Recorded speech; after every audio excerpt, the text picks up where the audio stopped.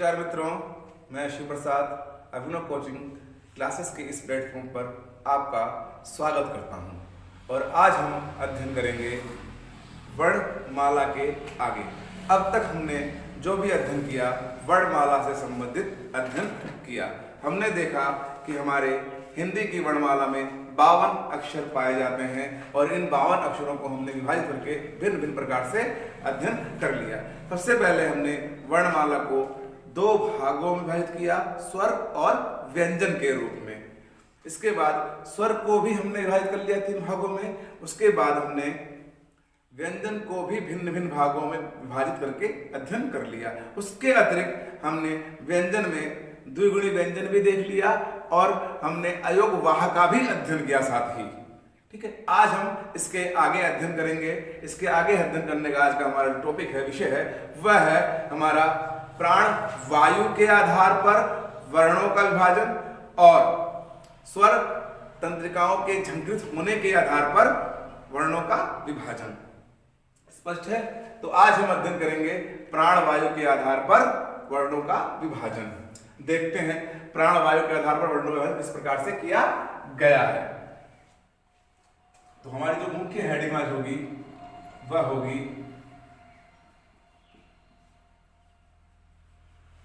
प्राण वायु के आधार पर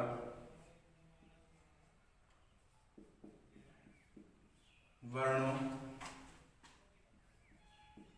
का विभाजन।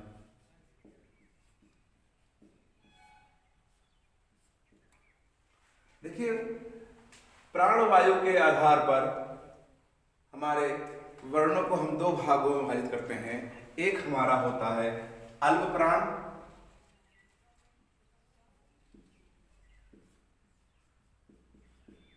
और दूसरा होता है हमारा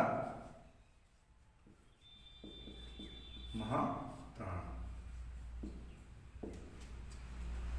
समझ लेते हैं अल्प प्राण और महाप्राण क्या होता है। देखिए, प्राण का सीधा सीधा तात्पर्य हमारा होता है वायु। क्या होता है? वायु। और अल्प का अर्थ होता है कम। इसी प्रकार हम कह सकते हैं कि जिन वर्णों के उच्चारण में हमारे मुख से कम वायु बाहर आए उन्हें हम अल्प प्राण कहते हैं। और इसी प्रकार से प्राण का अर्थ यहाँ पर पुनः वायु ही है और महा का अर्थ यहाँ पर अधिक से लिया जाता है। ठीक, इसका मतलब जिन वर्णों के उच्चारण में हमारे मुख से क्या हो, अधिक वायु बाहर आए, उन्हें हम महाप्राण की संज्ञा में रखते हैं। ठीक है, अब प्रश्न यहाँ हमारा यह उठता है कि किन किन वर्णों को हम अल्प प्राण के संज्ञा में रखते हैं और किन वर्णों को हम महाप्राण में रखते हैं। अब इसके बाद अन्य दूसरा प्रश्न यह बन जाता है कि हम किन किन वर्णों का विभाजन करते हैं, अर्थात किन वर्णों को हम बांटते हैं, किन वर्णों को हमको इन दोनों के अंतर्गत विभाजित करना है। तो सबसे पहले हम देखते हैं मित्रों कि यहां हमको सबसे पहले स्पर्श व्यंजन को बांटना है। इसके बाद हमें अंतस्थ व्यंजन को बांटना है। इसके बाद हमें ऊष्म व्यंजन को बांटना है और हमको सभी स्वरों को बांटना है। स्पष्ट है? अब प्रश्न ये उठता है इन्हें बांटा कैसे जाए। तो हम देखते हैं कि जो हमारा स्पर्श व्यंजन है, यह स्पर्श व्यंजन हमारे भिन्न भिन्न 5 वर्गों में बटा हुआ है। 5 वर्गों में बटा हुआ है। का वर्ग, चा वर्ग, टा वर्ग, ता वर्ग और पा वर्ग।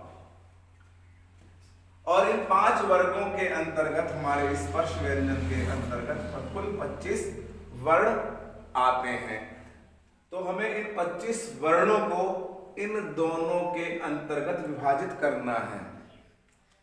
अंतस्थ व्यंजन की बात की जाए और ऊष्म व्यंजन की बात की जाए तो अंतस्थ व्यंजन के अंतर्गत भी 4 वर्ण आते हैं और ऊष्म व्यंजन के अंतर्गत भी 4 ही वर्ण आते हैं। मान लीजिए यदि हमें किसी का बंटवारा करना है, किसी चीज को बांटना है, तो जितनी वस्तु इधर पड़ी है तो इधर वाला व्यक्ति उस वस्तु को ले लेगा और जितनी वस्तु इधर पड़ी इधर वाला। अर्थात अगर 4 वस्तु यहाँ पर बिल्कुल समान है और 4 वस्तु यहाँ भी बिल्कुल समान रखी है तो दोनों जो जिसकी तरफ जो नजदीकी हो उसको ले लेगा। इसी प्रकार से हम कह सकते हैं कि अंतस्थ में भी 4 ही वर्ण हैं और ऊष्म में ही 4 वर्ण। इसका मतलब ये जहां रखे जाएंगे इकट्ठे रखे जाएंगे, इनको बांटना नहीं है।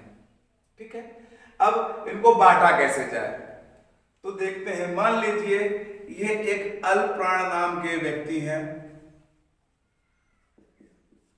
और ये महाप्राण नाम के दूसरे व्यक्ति हैं। ये दोनों व्यक्ति किसी के घर भोजन के लिए आए हैं और इनको भोजन कराना है। ठीक है, इनको भोजन कराना है। ठीक, और ये जो है हमारे ये सब पात्र हैं और इन पात्रों में पूड़ियाँ रखी गई हैं और इन पूड़ियों को बांटना है। आज हम बिना किसी वर्ण के नाम लिए ही हम इनको पूड़ी पूड़ी करके बांट देंगे और आपको याद हो जाएगा हमेशा के लिए। देखते हैं कैसे। देखिए, अल्पप्राण और महाप्राण दोनों को भोजन के लिए बैठा दिया गया और का वर्ग नामक पात्र लिया जिसने भोजन पे बुलाया है। उसने पहला पात्र उठाया और पहले पात्र की पहली पूड़ी अल्पप्राण को दी, दूसरी पूड़ी महाप्राण को दी, तीसरी पूड़ी फिर अल्पप्राण को दी और चौथी पूड़ी महाप्राण को दी और 5वीं पूड़ी अल्पप्राण को दे करके पात्र खाली कर दिया। अब पात्र जब खाली हो गया तो अगले वर्ग के पात्र की बात आई तो इस व्यक्ति ने 4 वर्ग वाला पात्र उठाया और इसकी पूड़ियों को बांटना प्रारंभ किया। तो अल्पप्राण आगे बैठे हैं तो पहली पूड़ी वापस उनको दे दी गई, फिर दूसरी पूड़ी यहाँ दी गई, तीसरी पूड़ी फिर यहाँ दी गई अल्पप्राण को, चौथी पूड़ी अल्पप्राण को पुनः दी गई और 5वीं पूड़ी अल्पप्राण को देकर के समाप्त कर दी गई। इसी प्रकार से अगला पात्र उठाया गया और इसको पुनः बांटना प्रारंभ कर दिया गया। तो यहाँ बांटा गया, पहली पूड़ी यहाँ, दूसरी पूड़ी फिर यहाँ, तीसरी पूड़ी यहाँ, चौथी पूड़ी और फिर 5वीं पूड़ी दे करके पात्र खाली कर दिया गया।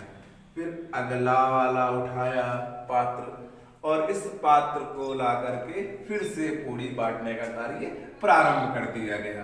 तो यहाँ पर पहली पूड़ी, दूसरी पूड़ी, तीसरी पूड़ी,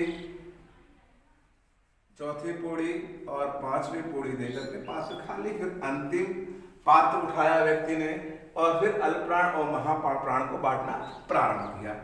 पहली पूड़ी अल्पप्राण के नाम, फिर दूसरी पूड़ी महाप्राण को दी गई, तीसरी पूड़ी फिर अल्पप्राण को, चौथी पूड़ी महाप्राण को और अंतिम पूड़ी इस पात्र की अल्पप्राण को देकर के पात्र को खाली कर दिया गया।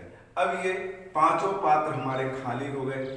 अब बचा अंतस्थ व्यंजन वाला पात्र और ऊष्म व्यंजन वाला पात्र। हमने आपको बताया था कि ये भी 4 हैं, इसमें भी 4 हैं, तो इनको एक एक दे दिया जाएगा। तो पहले अल्पप्राण बैठे हैं और हमारे पास क्या है, क्रम से अंतस्थ व्यंजन वाला पात्र है, तो पहले अंतस्थ व्यंजन वाला पात्र यहाँ दे दिया जाएगा। इसका मतलब पूरा पात्र ही उठा करके यहाँ रख दिया गया। इसके बाद ये वाले पात्र उठाया, ऊष्म व्यंजन वाला पात्र उठाया गया और महाप्राण को दे दिया गया पूरा का पूरा। इसके बाद बच्चे हमारे सभी स्वर, और हमें पता है कि अंतस्थ व्यंजन को हम अर्ध स्वर कहते हैं। तो इसका तात्पर्य यह हुआ कि जहां अर्ध स्वर वहां हमारे पूर्ण स्वर। तो अब इसके बाद बारी इसी की आएगी और आगे हमारे यही बैठे, तो आगे इनको यही दे दिया जाएगा, सभी स्वर। इसका तात्पर्य यह हुआ कि हम कह सकते हैं कि वर्गों के हमने इन वर्णों को बिना वर्ण का नाम लिए बांट दिया, और यहां से हमारा यह एकदम स्पष्ट हो गया कि वर्गों का पहला, तीसरा, पांचवा, पहला, तीसरा, पांचवा वर्ण तथा या, रा, ला, वा तथा सभी स्वर हमारे क्या होते हैं? सभी स्वर अल्प प्राण होते हैं। स्पष्ट है? इसके बाद हमारी बारी आती है महाप्राण की। तो महाप्राण में हमने देखा कि वर्गों का दूसरा और चौथा वर्ण,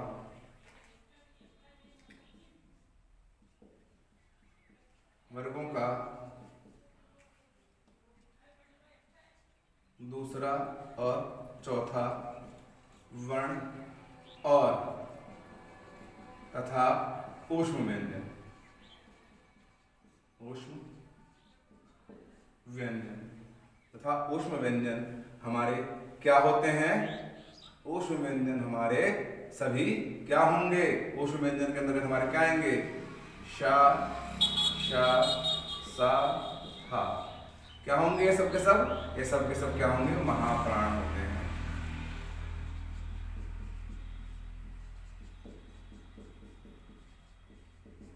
महाप्राण होते हैं। तो आज हमने मित्रों प्राण वायु के आधार पर वर्णों का विभाजन देखा, अल्प प्राण और महाप्राण के रूप में। हमने यहाँ पर देखा कि अल्प प्राण हमारे वर्गों का पहला, तीसरा, पांचवा वर्ण होता है और यारा लावा होता है, और सभी स्वर हमारे अल्प प्राण के होते हैं। इसके अलावा महाप्राण के अंतर्गत वर्गों का दूसरा और चौथा वर्ण आता है और सभी ऊष्म व्यंजन हमारे आते हैं।